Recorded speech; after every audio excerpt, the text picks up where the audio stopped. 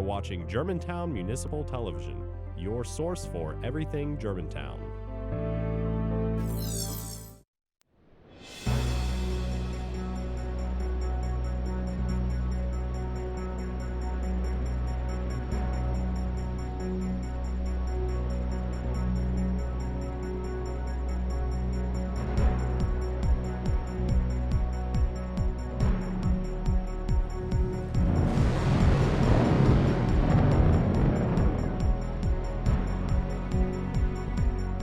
Hello and welcome to a brand new season of Weather Watch on Germantown Municipal Television.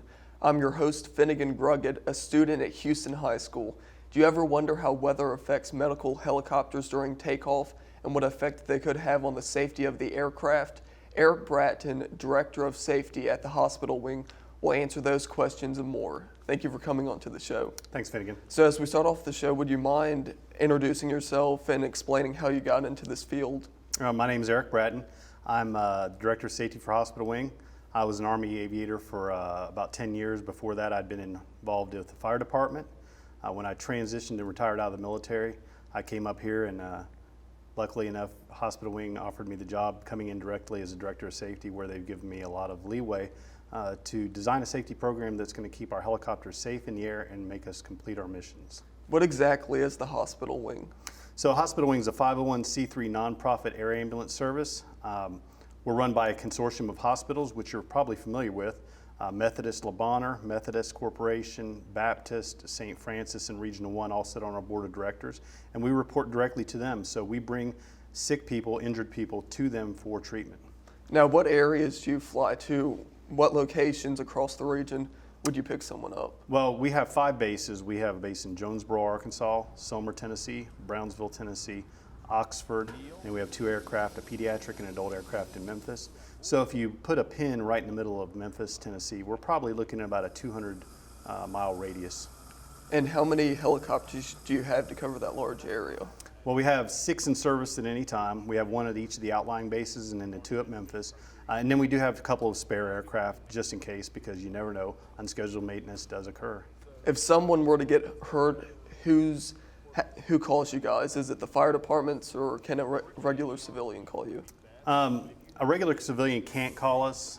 We do require it to be a first responder. It could be law enforcement.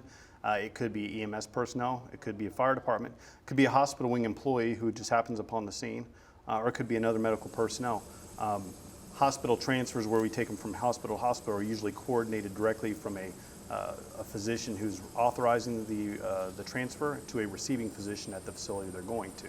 But generally, it is a first responder on the scene that it is calling and recommending that we launch. Are the flights to the hospital free from the accident side, or? Well, they're not free, but most insurance does cover a certain percentage of ambulance rides, and we are an air ambulance. So think of us as an ambulance in the air. And generally, our rates are lower than our competitors. They're competitive with the industry, but generally insurance will cover a large portion of it, if not most of it.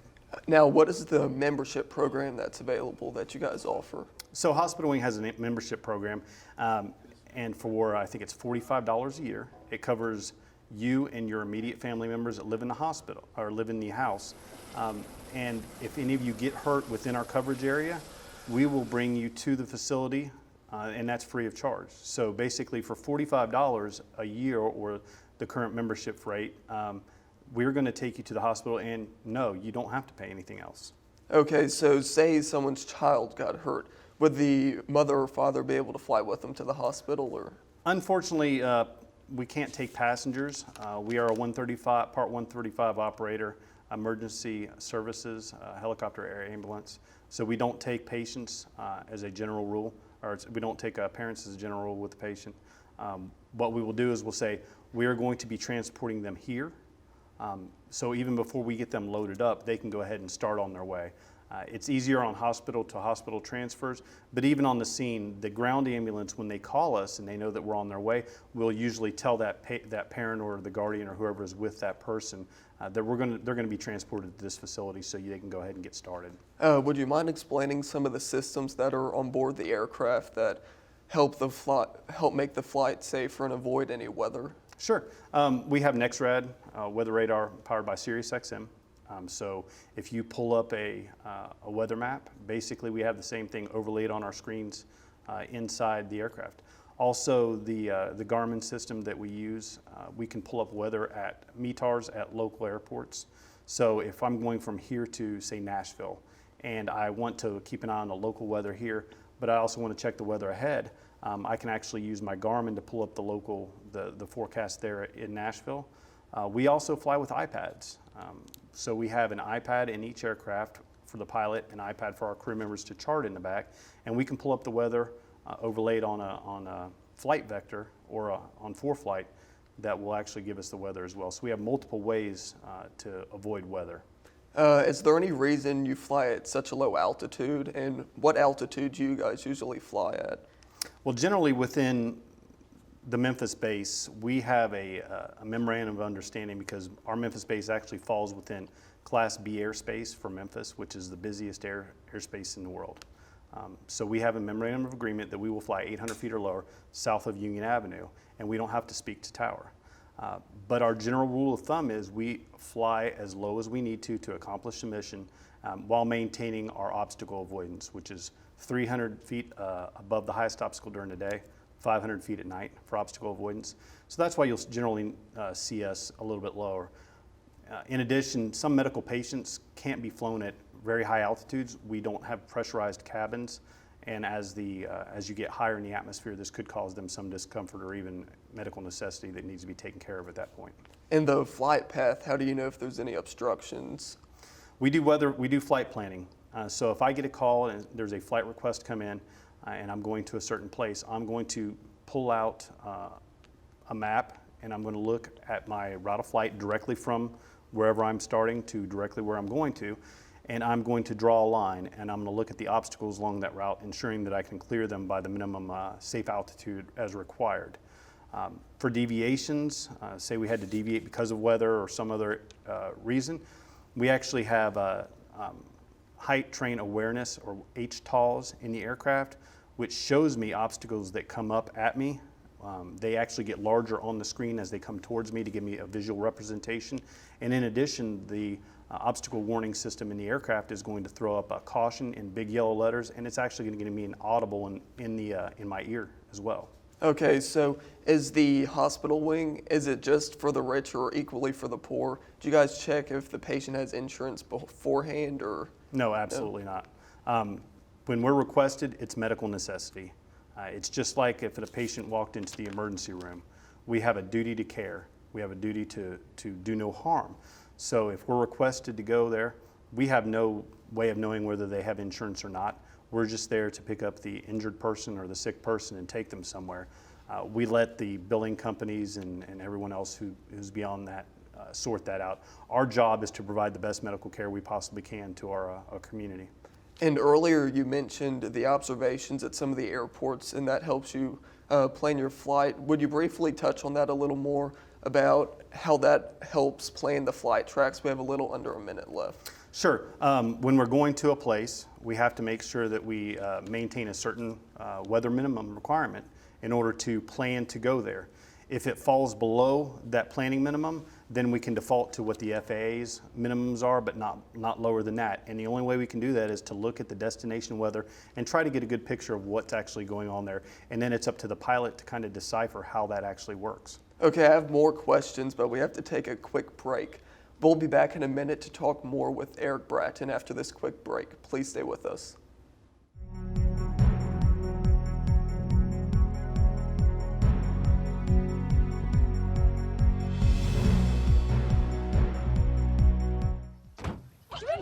They'll test you, try to break your will.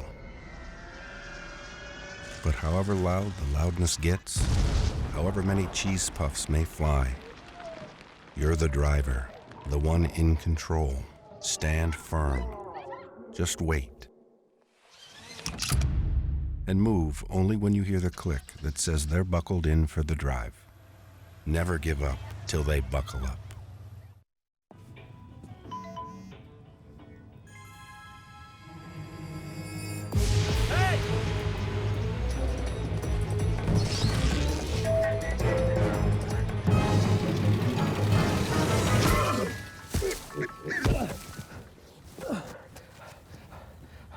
So, same time next week? Well, of course. Put away a few bucks, feel like $1,000,000. For free tips to help you save, go to Feed the Pig.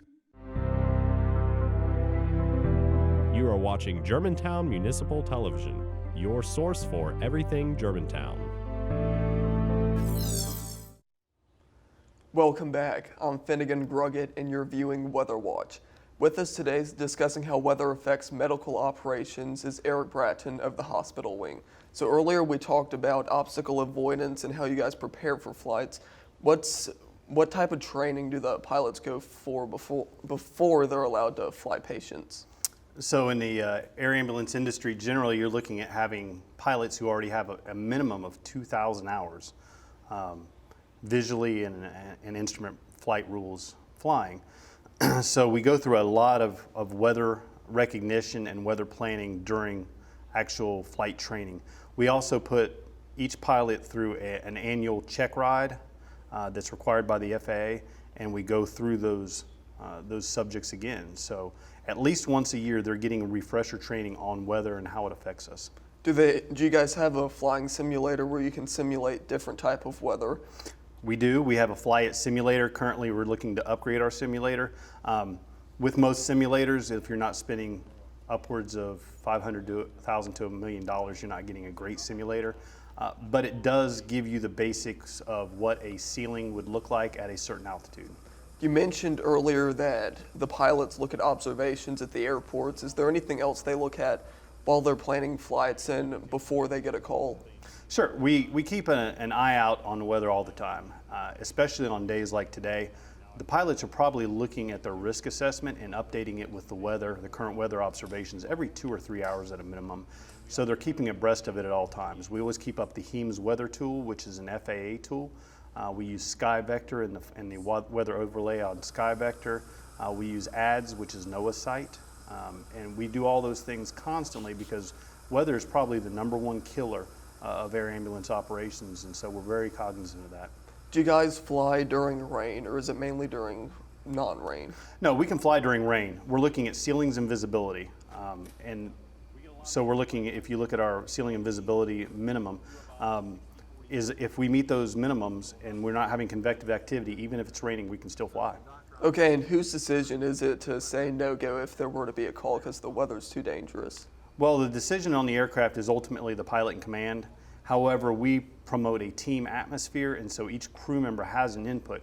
It's 3 people to go on a flight, so you've got 1 pilot and 2 med crew members, but if any one of those say no because they're uncomfortable with the weather or anything else, then we just don't go on the flight.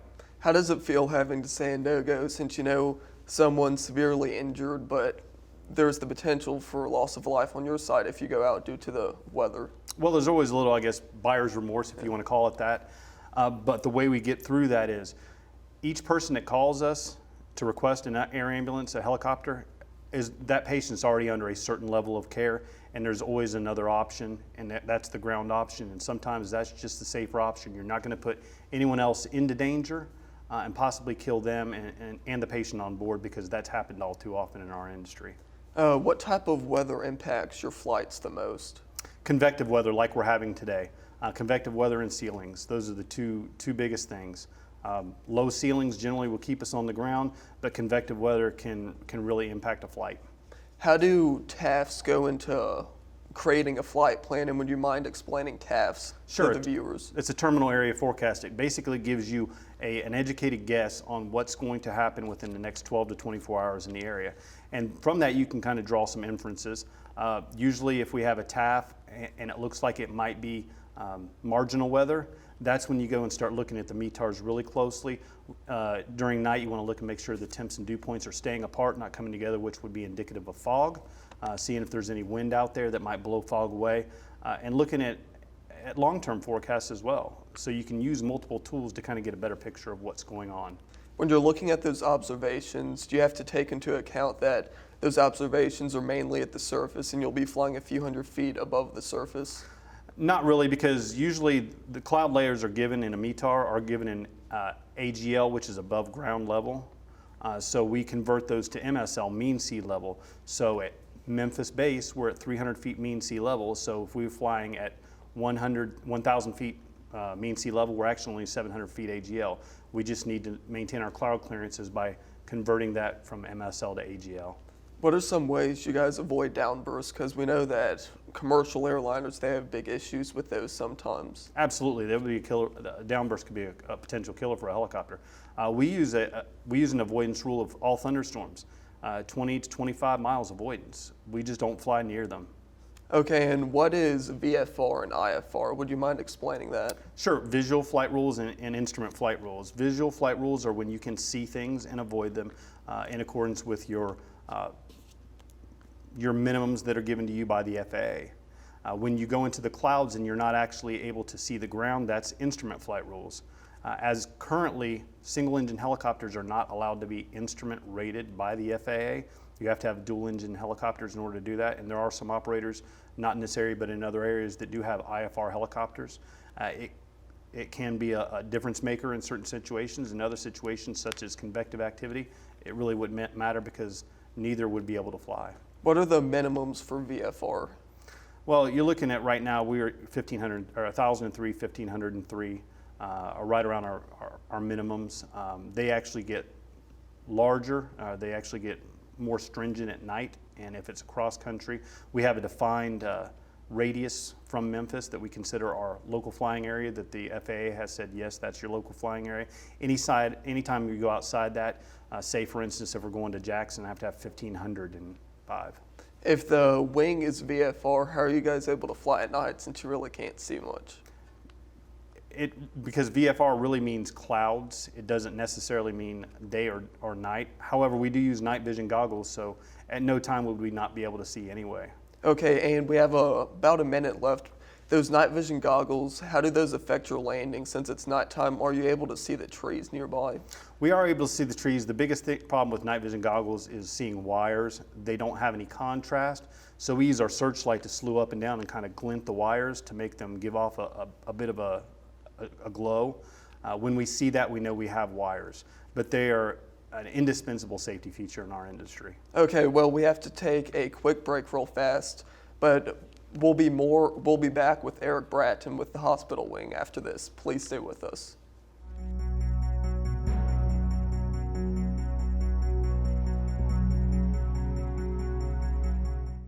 How can I help my daughter with her reading? Searching for help with Dachshund reading. No. Let me try. Sarah's bright, but when she's reading, she has trouble sounding out words. Playing world music. What? I give up. Wait, I was trying to show you how Sarah feels every day. Frustrating, isn't it? Redirecting to understood.org. Join parents and experts at understood.org, a free online resource about learning and attention issues to help your child thrive.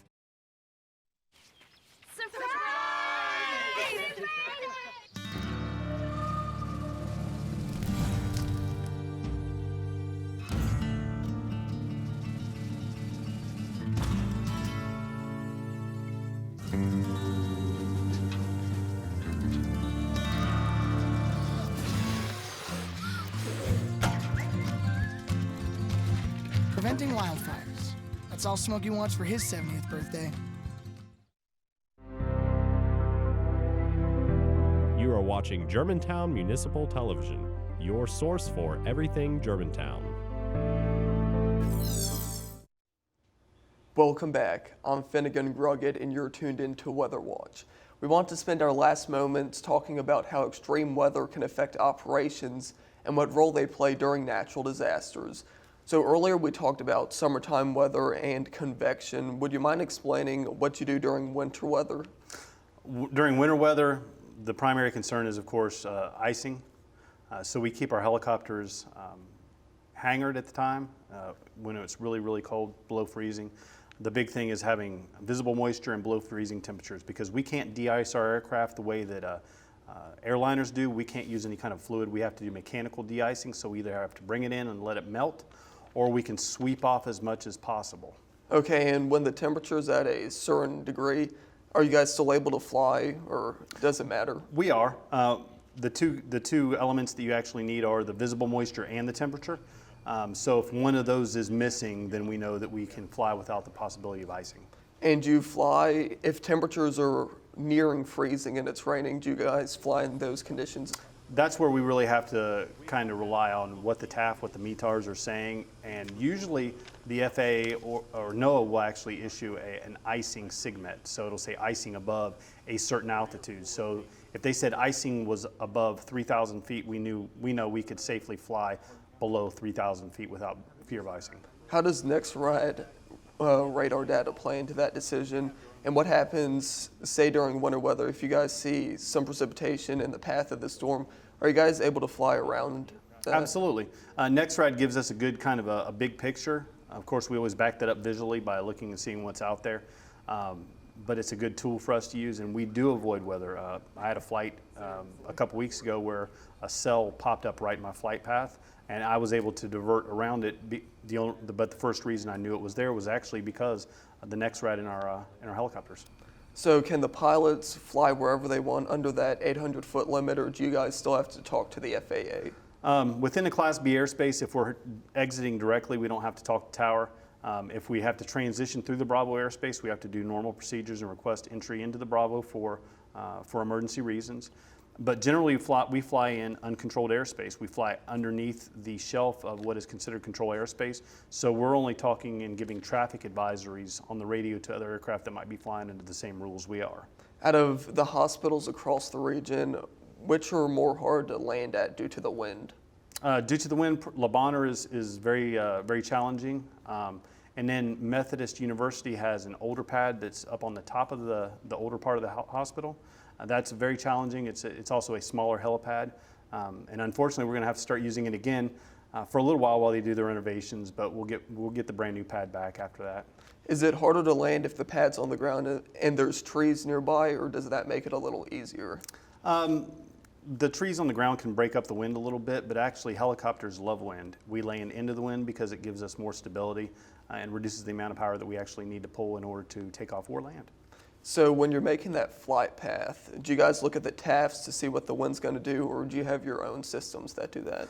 No, when we look at the TAFs, we're looking for major weather events. What we'll do when we get closer to an area where we're going to land, we actually have weather indications, wind indications in our aircraft. So it will tell us what direction we need to line up into to make the best decision to land. Is there any reason you land into the wind? We always land into the wind because helicopters are more efficient landing into the wind, just as an airplane needs that forward velocity in order to take off. The helicopter creates its own wind, and landing into the wind means we have to create less, we have more power left over. Okay, and how do you guys maintain the aircrafts? Our aircraft are maintained very strictly. We have A&P mechanics that work 24 hours on call. They of course work the regular days, but we have very strict scheduled maintenance that we have to conform to, and the FAA is very thorough about coming and checking us out, and we have really, really great mechanics on our staff. So we talked about the no-go decisions earlier. Is the no-go just for conditions at the takeoff pad, or is it also for the flight path? No, we have to worry about conditions takeoff, en route, and at the landing site. And a no-go can be made for other reasons as well, such as fuel required or patient size, patient weight. But generally, it's usually a weather decision, and we have to take all phases of flight into consideration for that. So when you guys get the call from when you take off, how long does that generally take, and does that depend on the weather? When we get the call, when the red phone rings, we're generally off the ground in about 10 minutes or less. If it's a pediatric flight, Le Bonheur has a lot of coordination that they have to do, so those might take a little bit longer to get off the ground, but generally for an adult flight, a scene or a trauma, or a medical transport, you're looking at probably around 10 minutes. We try to shoot for less, but we never want to make safety a hindsight or anything other than the primary consideration when we're doing that. Do you tell the fire departments where you want to land at the scene, or do they choose those? And what are some of the things you guys have to look at when the fire department's picking a landing zone? So I go out and I train some of our first responders all around Tennessee, Arkansas, and Mississippi on how to set up a landing zone, and they pick the landing zone. Of course, it's the pilot in command's ultimate decision whether he lands there or not, but generally our first responders are pretty good about picking out the right areas. We look for trees, you look for any kind of hidden obstacles that might be under the grass so they walk the area. And then we look for wires, because generally people are used to looking in 2 dimensions. We always try to say, hey, you have to look up because there may be power lines there, and power lines are the one thing that the helicopter is not going to be able to avoid if it comes down in contact. You mentioned you guys try to avoid convective activity, but with lightning, sometimes lightning doesn't strike where the storm exactly is. How do you guys avoid lightning? We actually just, if there's lightning in the area, we don't have a lightning protection system on the aircraft. We do have bonding cables that will help a little bit, but generally it's going to be a catastrophic failure if we get struck by lightning. So we just avoid flying in those conditions at all, because you're generally going to have lightning around some kind of a convective cell anyway. We would just not fly. Okay, and do the systems inside the helicopter alert you if you're approaching the thunderstorm in case you don't see it? No, we will have the weather page pulled up, and you will actually see, just like you see on a weather screen, you'll see the colors of green, yellow, orange, and red based on the convective activity or the intensity of the storm. And we actually see that in a helicopter. So the pilot can see that and say, hey, this may not be the best decision. Let's either land here or we're going to turn around and go home, or we may need to divert to another facility. What effects could hail have on a helicopter? Because we know commercial airliners have issues with those as well, and sometimes it's dangerous for the commercial airliners. It could be very dangerous. If hail damaged the rotor blades, it might decrease the integrity of the rotor blade, could cause a failure in the rotor blade. That's why when there's any kind of activity, any kind of hail, we just hangar the aircraft and keep them out of it. We can't afford to have something happen to one of our aircraft, and then we just avoid the storms in flight as well. But if it's at the pad, we'll actually pull the aircraft all in the hangar. We have a little under a minute left, and I would like to spend the next minute or so. Have you had any close calls due to weather? Not since I've been flying in the civilian world. There were a few in the military world overseas. There have been a few situations where you get into a situation and you either decide, hey, I made it, it was great, I'm invincible, or I'm never going to do that one again. I think the latter applies to me. I've been in situations before that I said it'll never happen again, so that's why you'll find me probably the most boring pilot around, as being the director of safety. That's kind of my job, but I'm the most conservative, and I try to stress with our folks that that's how we stay alive, and that's how we help our patients. Well, thank you for coming onto the show. I appreciate you coming. Well, thanks. I enjoyed being here. That's all the time we have for this episode. I'd like to thank Erik Bratton for taking the time out of his day to be on our show. If you'd like to learn more about this show or simply watch more of our programs, please visit www.gmtvonline.org. Until next time, this has been Finnegan Gruggett for this month's installment of Weather Watch.